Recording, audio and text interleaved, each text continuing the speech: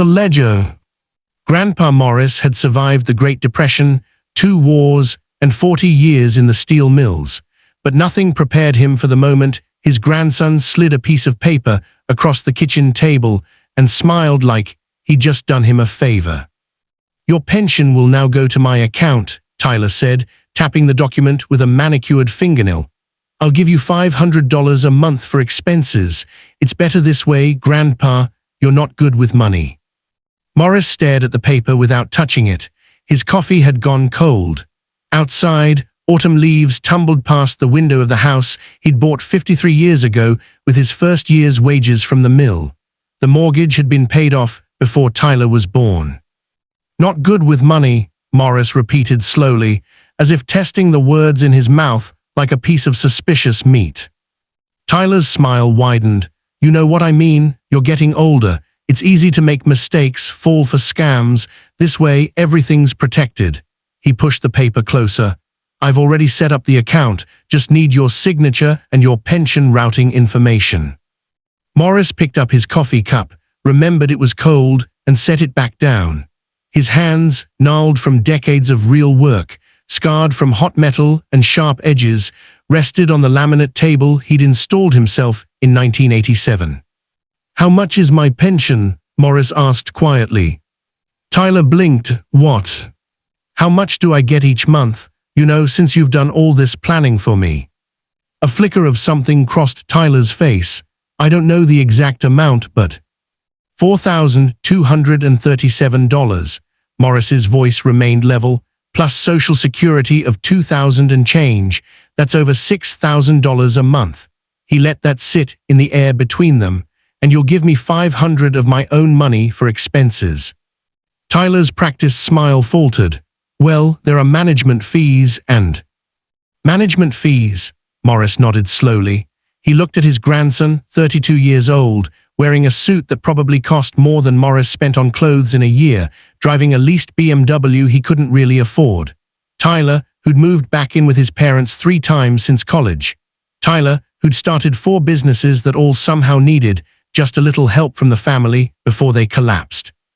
Tyler, whose mother, Morris's daughter, made excuses for him that were wearing thin even on her own tongue. "Where's your father?" Morris asked. "Dad's at work. Why?" "And your mother?" "Grocery shopping." Tyler's confidence was returning. "Grandpa, I know this seems sudden, but I've been talking to a financial advisor and he said—" "Stop," Morris held up one scarred hand. "Just stop talking for a minute." In the silence, the kitchen clock ticked. Morris had bought it at a yard sale in 1975. It had outlasted 3 refrigerators, 2 stoves, and 1 marriage. His wife Clara had died 7 years ago, and some days this kitchen still smelled like her apple pies. Tyler had been at her funeral, crying real tears. Morris had thought then that maybe the boy had some depth to him after all. "Let me tell you a story," Morris said. 1952, I'm 20 years old, just married your grandmother. We got nothing, I mean nothing. We're living in a room above a butcher shop, sharing a bathroom with 4 other families. I'm working at the mill, bringing home $90 a week. He paused. "You know what my foreman told me my first day?" Tyler shifted in his chair. "Grandpa, I don't see what." "He said, kid, every man here will try to borrow money from you. Half of them mean it when they say they'll pay you back. None of them will.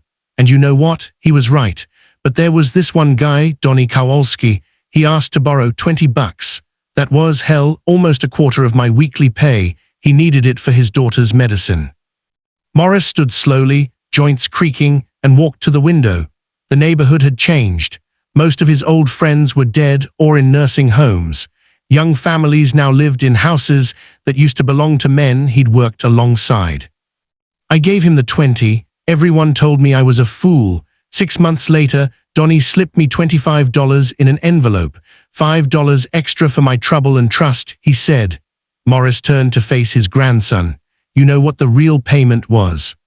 Tyler said nothing. "I learned I could tell the difference between a man in trouble and a man working an angle." Morris walked back to the table but didn't sit. Donnie's eyes when he asked me, they were scared, desperate, ashamed. Your eyes right now, they're calculating. "That's not fair," Tyler protested. I'm trying to help you. Help me? Morris picked up the paper, finally. His reading glasses were in the other room, but he didn't need them to see what this was. You filed an LLC 3 weeks ago. Tyler Morrison Financial Services. I know because your mother mentioned it. She was proud, thought you were finally getting serious about something. Tyler's face had gone pale. How did you? I'm old, Tyler, I'm not stupid, and I still get the mail. Morris set the paper down. Your first client was going to be me, your first. What would you call it? Management fee was going to be $5,700 a month of my money. The kitchen clock ticked. Somewhere down the street, someone was using a leaf blower. Normal sounds of a normal day, except nothing about this moment was normal. I could go to prison for what you just tried to do, Morris said quietly. Financial exploitation of the elderly, that's what they call it. Your mother could go to prison too, if she was in on it. She wasn't. Tyler stood up quickly. She doesn't know anything about this. I swear, Grandpa, she'd kill me if she knew. Sit down. Tyler sat. Morris pulled out his own chair and lowered himself into it slowly. He suddenly felt every one of his 92 years. Your grandmother and I, we saved every penny we could. We went without. We worked overtime. We did it so our kids wouldn't have to struggle like we did. And we did it so that if we got old, if we got sick, we wouldn't be a burden. He looked at his grandson. We didn't do it so our grandson could lease a BMW and pretend to be a financial advisor. I am a financial advisor, Tyler said weakly. I passed the test and everything. You passed a test, Morris nodded. Congratulations. Let me tell you what you don't know.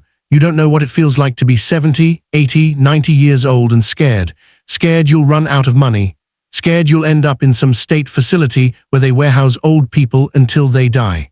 Scared you'll have to ask your kids for help and become the burden you spent your whole life trying not to be. Tyler was staring at the table. You were going to take that fear, Morris continued, and you were going to use it. Maybe not today. Maybe you would have been real nice for a while. Real helpful, real attentive.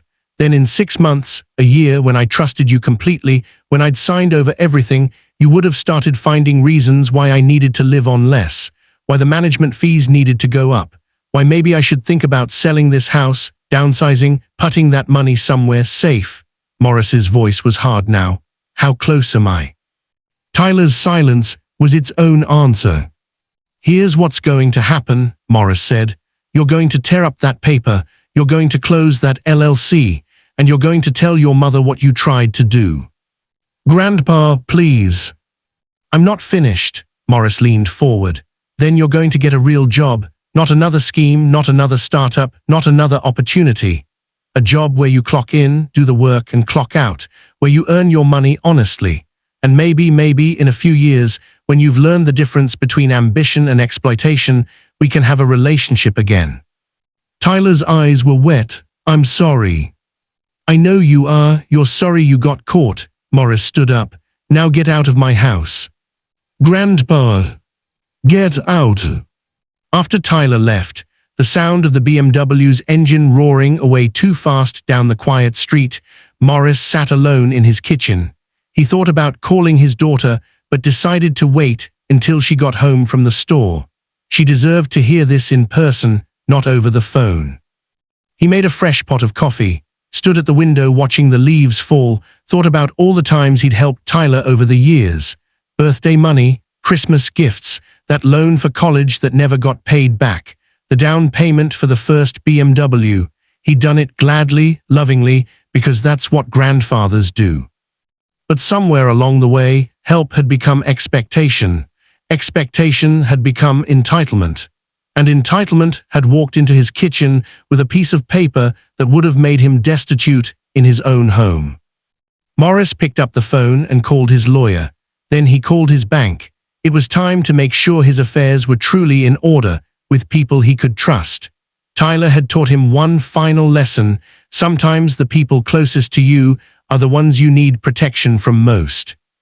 Outside, the autumn sun was setting. Morris sipped his coffee and waited for his daughter to come home. It would be a hard conversation, but 92 years on this earth had taught him that hard conversations were often the only path to truth. And the truth was something his grandson was going to have to learn the hard way.